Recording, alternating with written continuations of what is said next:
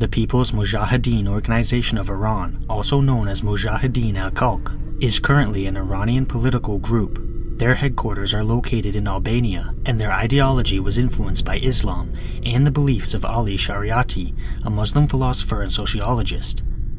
The group supports a reinterpretation of Shia Islam, which opposed the theocratic government of the Islamic Republic of Iran after the Iranian Revolution. This revolution occurred in 1979 when the MEK actively opposed the Shah of Iran, who was the last monarch of the imperial state of Iran. Around this time, 20-year-old Massoud Rajavi graduated from the University of Tehran with a degree in political law, and he joined the MEK in their opposition to the monarchy. During this time, Massoud was arrested by the Savak, the imperial secret police, and he was sentenced to death. However, his brother Kazem was able to employ the help of various lawyers and professors from Switzerland to reduce Massoud's sentence to life in prison. He was released from prison on January 21st of 1979 as a result of the revolution, and he assumed leadership of the People's Mujahideen afterwards. In a speech, Massoud defended the rights of Iranians and Kurds alike, and he insisted that the revolution be called a democratic revolution instead of an Islamic revolution. Iran's first ever election took place in 1980, and Massoud nominated himself as a candidate.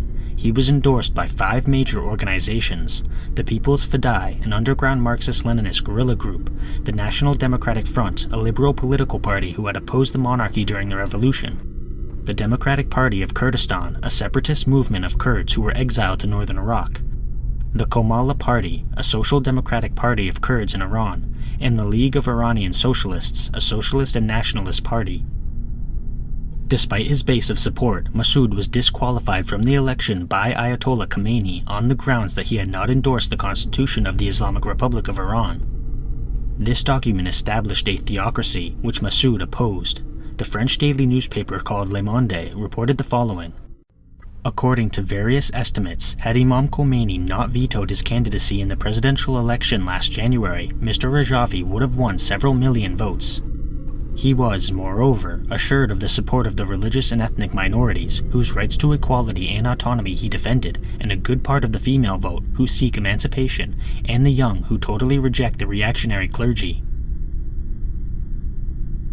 In 1980, war erupted between Iran and Iraq when Iraq invaded their neighbor. The MEK took up arms against the invaders, but it wasn't enough.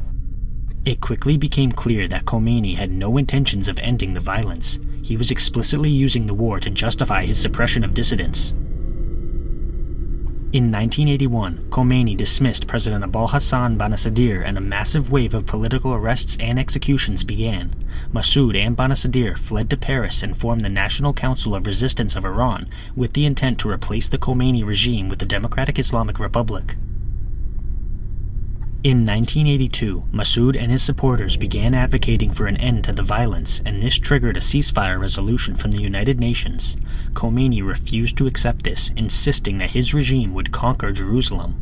Massoud proceeded to partake in efforts to demonstrate that peace was possible, which he hoped would drum up support for the peace initiative among civilians. On December 22nd of 1982, Massoud met with the Foreign Minister of Iraq, Tariq Aziz, and they introduced a peace plan for their respective nations. This plan was unanimously ratified. In 1986, the French Prime Minister evicted the MEK out of France, and Massoud relocated to Iraq with several thousand fellow MEK members. Shortly after this, Massoud established a base on the Iranian border. He continued to fight against the Khomeini regime by establishing the National Liberation Army of Iran, and 219 members of the United States Congress signed a statement on July 8th of 1992 in support of his work. Shortly before the Iraq War in 2003, Massoud Rajavi went missing. One day he was leading a massive political organization to establish democracy and freedom within his home country, and the next day he was simply gone. His wife Mariam Rajavi took over his responsibilities. According to various members of the National Council, Massoud had gone into hiding out of fear of the Khomeini regime, but other people believe that he was assassinated. To this day, his whereabouts remain unknown. Hopefully we can get some answers about what happened to Massoud, but until then we have to wonder, what happened that caused him to abruptly disappear without a trace?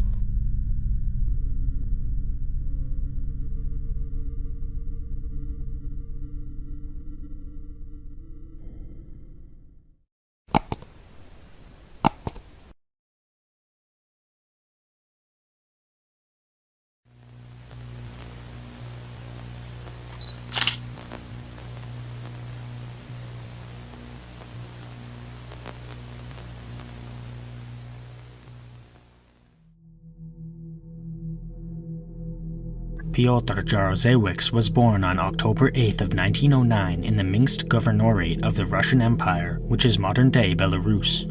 After finishing his education, Piotr began working as a teacher and headmaster in the town of Garwolin, Poland. Once World War II broke out, he moved to a Soviet-occupied zone of Poland, and it was rumored that he became a headmaster there. On July 10th of 1940, he was deported to Slobodka, Russia, alongside his first wife, Oksana Grigorievna, and his daughter, Olila. In 1943, he joined the 1st Polish Army, which was a subordinate military unit of the Soviet Union. The next year, he joined a Polish Communist Party called the Polish Workers' Party, and he was promoted to deputy political commander of the 1st Polish Army, which gave him the responsibility of educating his unit on politics and ideology. Following the conclusion of the Second World War, Piotr worked numerous jobs in the Polish government. He became the Deputy Minister of Defense in 1945, a position that he maintained until 1950. Starting in 1956, he was the Polish ambassador to the Council for Mutual Economic Assistance, which was a Soviet-led economic organization that focused mostly on Eastern Europe. Between 1952 and 1970, Piotr served as Deputy Prime Minister of Poland and briefly as the Minister of the Mining Industry from 1954 to 1956. He was also a member of the Polish United Workers' Party, a communist party that controlled Poland from 1948 to 1989. From December of 1970 to February of 1980, he served as the Prime Minister of Poland, but his economic policies triggered a wave of protests in the later years of his term. In 1980, he gave up all party posts and was eventually expelled from the party. After Piotr left the political world behind, he settled down in the Warsaw suburb of Anin with his second wife, Alicja. The couple was quiet and hardly socialized with anyone, mostly keeping to themselves. Piotr was obsessed with security, and he had a barbed wire fence installed around their villa. According to their neighbors, Piotr would often carry a handgun when he took the family dog on walks. Despite this, his paranoia was not enough to save him. On September 1st of 1992, Piotr and Alicja's son, Jan, traveled to their house to check on his parents. They hadn't been answering his phone calls, and he wanted to make sure they were doing okay. When he entered the villa, he found a scene of nightmares. His mother had been shot in the back of the head while his father had been strangled. There was also evidence that Piotr had been tortured before his death. Curiously, the killers had tied up both victims, but Piotr's right hand was free, as if the killers had required him to use it for something. An investigation into the double murder ensued, but it was downright bizarre. Piotr's insistence on security wasn't simply performative, he was adamant about keeping his villa safe. The couple hardly ever invited guests to their home, and only 3 people had keys to the villa: Piotr, Alicja, and Jan. To put this in perspective, only one of Piotr's children had access to the villa. The kids from his first marriage were never given keys to his home. Regardless, the killers had somehow managed to gain entry into the house, and they proceeded to spend multiple hours tying up the couple and torturing Piotr. A medical examination determined that they had used a sleeping agent on the dog to prevent it from defending its owners. The gun that was used to kill Alicja was Piotr's own handgun, and they had used a shepherd's axe to loop the rope that had strangled Piotr. At some point during the attack, Alicja had managed to injure one of the killers. Some of her blood was mixed with another unknown person's blood. Investigators also discovered that Piotr had received first aid during the torture because several of his wounds had been bandaged. The intruders had stolen 2 guns, 5,000 German marks, 5 gold coins, and Alicja's watch, but there were numerous other expensive items in the villa that had been left behind. There was only one room in the entire house that was messy, and it was Piotr's office. This suggested that the killers may have been looking for some documents, and Jan confirmed that several of his father's personal notes were missing. Unfortunately, due to police incompetence, hardly any other accurate information was gathered. The police stated that the killers had entered the house through a second-story window, but there was no evidence of this. They also failed to check the locks on the doors and windows, and they also ignored a smear that was present around one of the door frames. Lastly, there was a witness who stated that they had seen 2 men and a woman leaving the house in the early morning hours of September 1st, but the police completely ignored this witness. Nevertheless, a prominent theory soon arose in the case. This theory was originally published in a popular Polish newspaper called Wprost, and it suggested that Piotr was in possession of pivotal information that had been kept secret since World War II. He had allegedly been present at the takeover of a Polish castle at the end of the war, and this castle housed the Reich Security main office, which contained an archive of classified information. According to this theory, the missing documents contained information about the French-Nazi collaboration and even included correspondence between the French Prime Minister and Nazi Germany. There were also supposedly various documents that outlined plans to publicly slander numerous politicians. A documentarian named Jerzy Roszkowski stated that stealing these documents would constitute a compelling motive for murder, but if that were the case, the other officers who were present at the takeover of the castle would also be targets.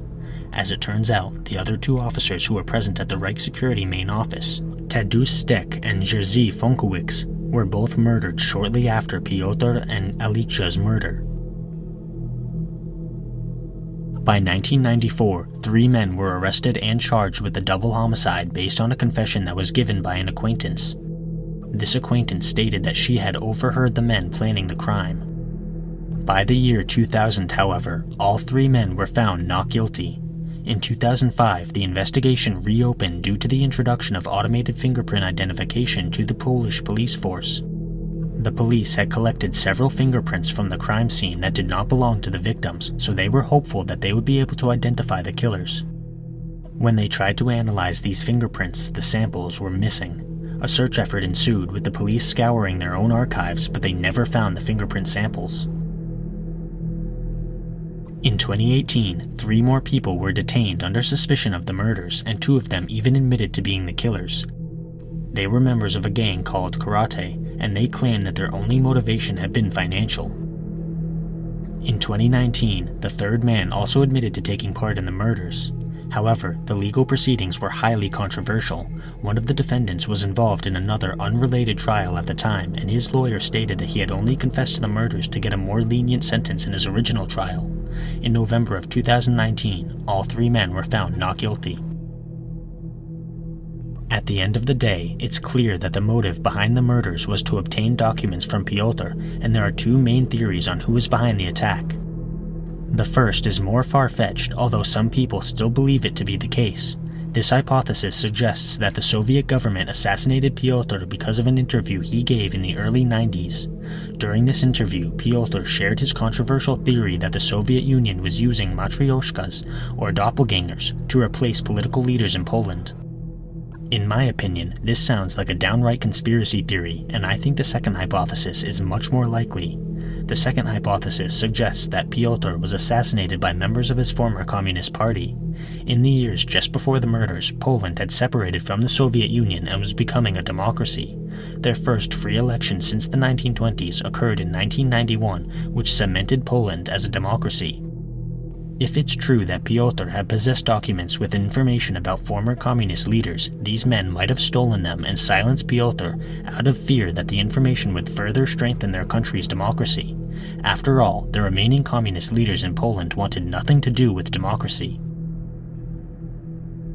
To this day, the double murder of Piotr and Alicja remains unsolved. Which theory do you subscribe to, or do you have your own? Let me know in the comment section below.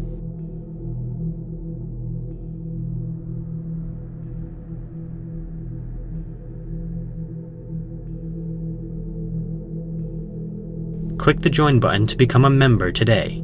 Channel members receive exclusive content as well as early access to all my content.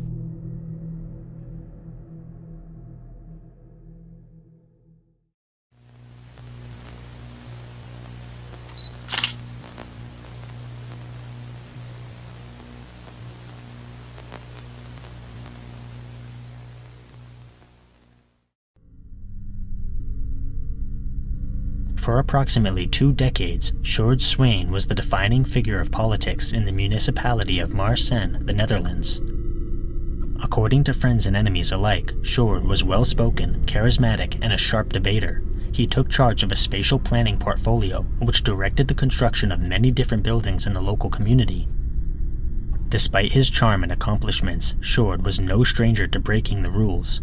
Throughout his political career, he was known for accepting bribes from construction companies, and he even committed forgery and tax fraud. In January of 2007, Sjoerd was witnessed throwing a hard drive from his computer into a nearby body of water, and he ended up spending a few days in the local jail on suspicion of tax fraud. Shortly after this, the tax authorities hosted a public auction for some of Sjoerd's illegally acquired possessions, which devastated him.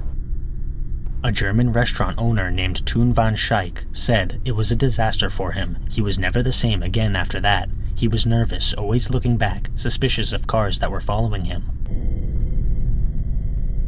In 2009, Sjoerd announced his departure from the political scene to a small group of friends. He realized that his popularity had plummeted as a result of his well-known corruption, and he may as well move on.